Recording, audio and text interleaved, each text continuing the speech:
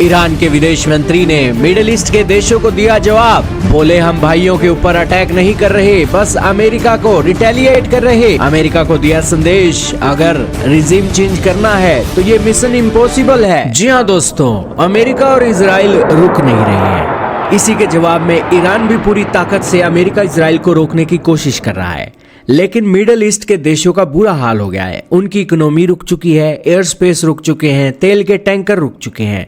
और इसी बीच middle east के देशों ने ईरान को कहना शुरू कर दिया है कि आप भाइयों के ऊपर अटैक क्यों कर रहे हो।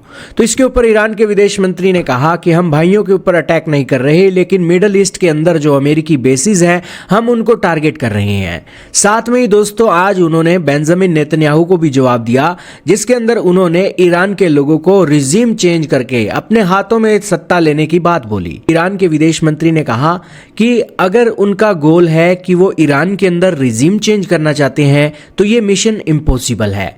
उनके लीडर की हत्या, इसका मतलब ये नहीं कि यहाँ पर पॉलिटिकल सिस्टम बदल जाएगा। उन्होंने कहा कि नए लीडर अपॉइंट किए जाएंगे कल या फिर परसों या फिर उसके अगले दिन। इसके साथ उन्होंने कहा कि हमने टॉप रैंकिंग कमांडर्स जरूर लॉस्ट किए हैं, लेकिन वो बहुत जल्द रिप्लेस कर दिए जाएंगे।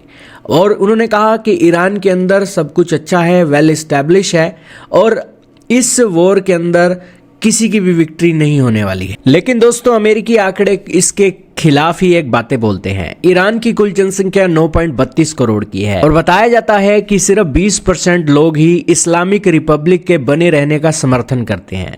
लगभग 70% लोग इस शासन व्यवस्था को बदलने या पूरी तरीके से समाप्त करने के पक्ष में हैं। लेकिन जब भी कोई आवाज उठती है तो हिंसा हो जाती है और हर कोई चुप रहता है।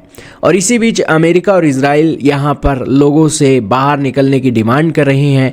लेकिन दोस्तों ईरान जो मिसाइलें दाग रहा है मिडिल ईस्ट के अंदर अमेरिकी बेसिस पर, और वो मिसाइलें मिडिल ईस्ट के बिल्डिंग्स पर भी लग रही हैं।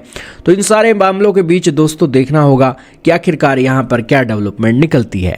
लेकिन आपका क्या मानना है कमेंट सेक्शन में जरूर बताइएगा।